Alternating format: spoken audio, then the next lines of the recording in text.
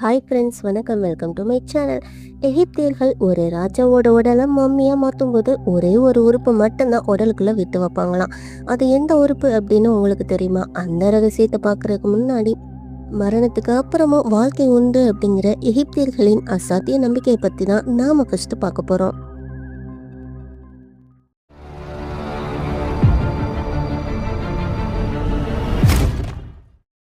இறந்தவங்களோட உடலை நீண்ட காலம் கெட்டு போகாமல் வச்சிருக்கவும் தொலைதூர இடங்களுக்கு அனுப்பவும் எம்பாமிங் செய்கிற வழக்கம் இப்போவும் பிரபலமாகிட்டு வருது. ஆனால் ஆயிரக்கணக்கான வருஷங்களுக்கு முன்னாடியே நவீன மருத்துவ வசதிகள் ஏதும் இல்லாத காலத்திலேயே எகிப்து மக்கள் தங்களோட முன்னோர்கள் மற்றும் அரசர்களின் உடலை எம்பாமிங் செஞ்சுட்டு வந்திருக்காங்க. இது அவங்களோட அறிவியலில் எவ்வளவு முன்னேறி இருக்கிறாங்க அப்படிங்கிறதுக்கு மிகப்பெரிய சாட்சின்னே சொல்லலாம்.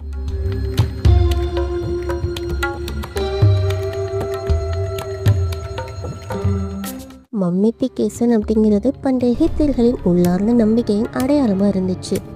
அந்த நம்பிக்கை மரணத்துக்கு அப்புறமும் ஒரு வாழ்க்கை இருக்குது அப்படிங்கிறத மையமாக கொண்டிருக்குது. பண்டைய எகிப்திய புராணங்களில் த்வாட் அப்படிங்கிறது இறந்தவங்களோட சாம்ராஜ்யம் சொல்லப்படுது. இது ஒரு மர்மமான பாதாள உலகம். இங்கே தான் மரணத்துக்கு அப்புறம் ஆன்மா பயணிக்குது அப்படின்னு அவங்க நம்பினாங்க.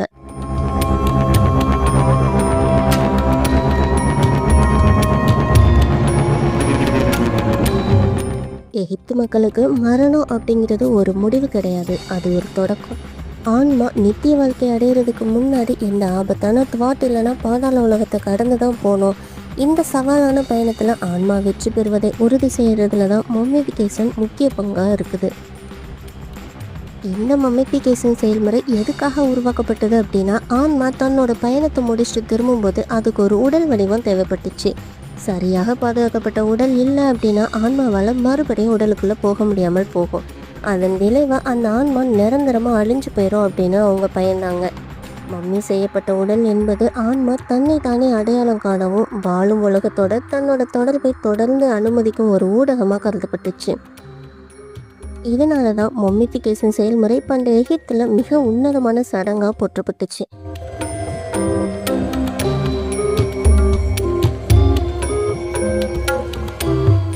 இந்த மம்மிஃபிகேஷன் அப்படிங்கிறது சதையை முழுமையாக உலர்த்துவதன் மூலம் இல்லைனா எம்பாமிங் செய்வதன் மூலம் உடலை பாதுகாக்கும் ஒரு நுணுக்கமான கலை. இறந்த உடல்லிருந்து எல்லா ஈரப்பதத்தையும் எடுத்துட்டு சதை மற்றும் முள் உறுப்புகளை உலர்த்துறதுக்கு பிசின் போன்ற ரசாயனங்கள் இல்லைனா இயற்கையான பாதுகாப்பு பொருட்களை பயன்படுத்துவாங்க. சில நேரங்களில் மம்மிகள் தற்செயலாக கூட உருவாகலாம். இது இயற்கை மம்மிஃபிகேஷன் அப்படின்னு சொல்லப்படுது. இறந்து போன உடல் கடும் குளிரில் இல்லைனா பாலைவனத்தின் மிக வறண்ட காலநிலையில் இருக்கும்போது சிதைவடையாமல் அப்படியே மம்மியாக மாறிடும்.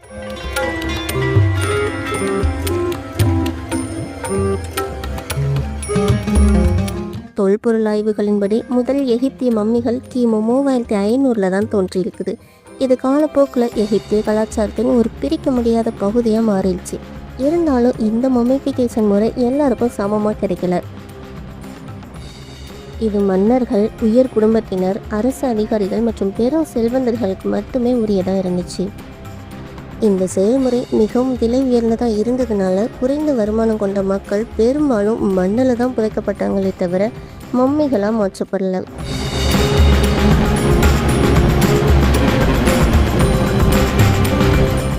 இதில் ரொம்ப ஆச்சரியமான விஷயம் என்னன்னா, எகிப்தியர்கள் மம்மிஃபிகேஷன் பற்றிய செய்முறைகளை எங்கேயுமே எழுதி வைக்கல.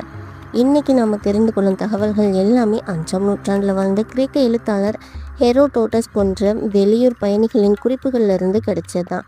ஹெரோடோட்டஸ் தன்னோட நூல்களில் மம்மிஃபிகேஷனின் 3 நிலைகளை விவரிக்கிறாரு. இதில் ஃபர்ஸ்ட்டு மிக தீவிரமான செயலாக அவர் சொல்கிறது மூளையை வெளியெடுக்கிறது தான்.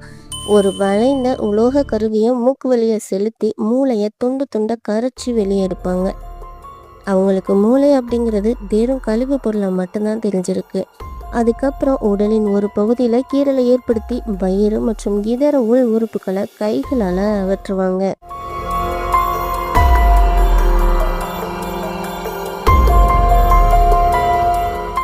உடலின் காலியாக உள்ள இடங்களில் மீர் மற்றும் காசியா போன்ற நறுமண பொருட்களை நிரப்புவாங்க. ஆனால் இந்த இடத்துல தான் அவங்க ஒரு விதிவிலக்கை வச்சுருக்காங்க.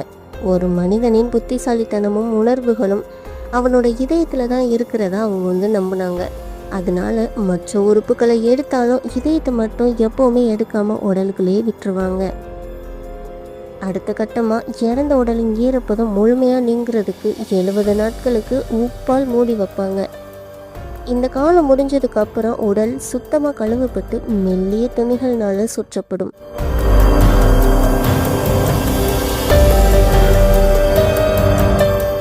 ஒரு ஒட்டும் திரவம் மூலம் துணிகள் உடலோட இறுக்கமாக ஒட்டி வைக்கப்படும்.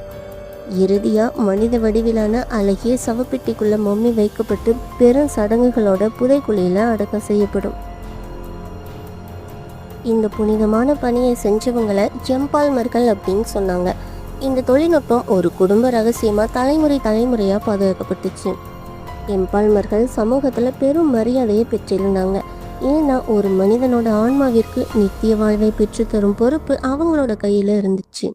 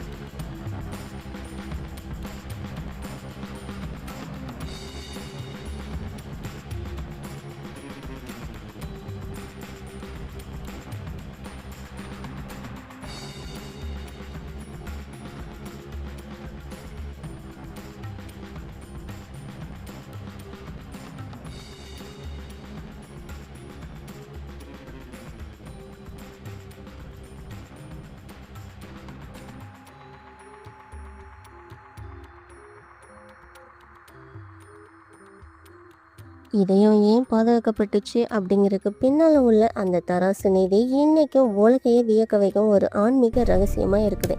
ஓகே ஃப்ரெண்ட்ஸ், இன்றைக்கி நம்ம வீடியோ பிடிச்சிருந்தா லைக் பண்ணுங்கள், ஷேர் பண்ணுங்கள், கமெண்ட் பண்ணுங்கள், நம்ம சேனலை சப்ஸ்கிரைப்பும் பண்ணிடுங்க. தேங்க்யூ.